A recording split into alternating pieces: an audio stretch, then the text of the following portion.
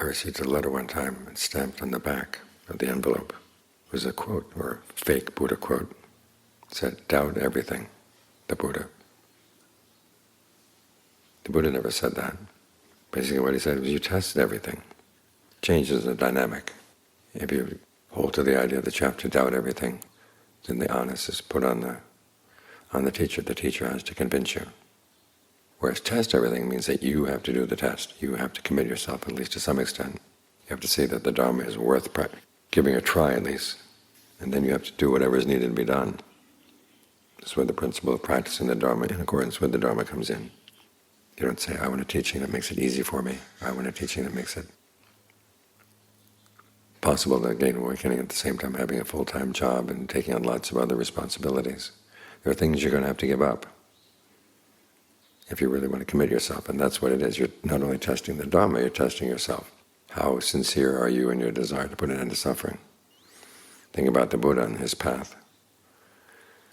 He tested lots of different teachings, and as he said, he gave himself fully with conviction, persistence, mindfulness, concentration, discernment.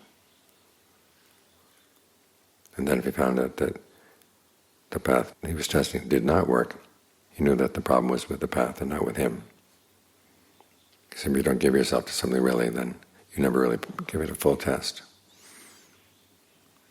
So we're taking on the teaching as a working hypothesis. This is how you arrive at knowledge in any way. You start out realizing you don't know, but you look for what seems likely, and you test that. Like the elephant hunter. He's looking for a big bull elephant because he's got a lot of heavy work to do. He goes into the forest and he sees some large footprints, but because he's experienced, he realizes that he doesn't know for sure that these are the footprints of a big bull elephant because there are dwarf females with large feet. But they do look likely, so he follows them. He sees scratch marks in the trees, but again, he doesn't come to the conclusion that he knows he's following a big bull elephant because there are tall females with tusks. They may have done those. Finally he comes to a clearing, and there it is, the big bull elephant. That's when he knows for sure he's got the big bull elephant he wants. So you follow what seems likely. In that image, the Buddha said the footprints are the levels of concentration, scratch marks are psychic powers. Even those are not proof that the Buddha knew what he was talking about. It's when you arrive at the deathless, you see, oh yes, the Buddha did know what he's talking about. There really is a deathless dimension that we can't touch. That's when you know for sure that the Buddha was awakened, and he taught the right path. But notice, the elephant hunter has to commit himself to following those tracks. He can't just wait for the elephant to come to him and try to convince him that, yes, I am an elephant.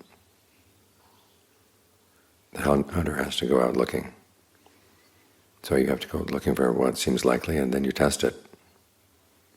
And that's when you can find a truth that you can really trust, because you trained yourself to be trustworthy as well.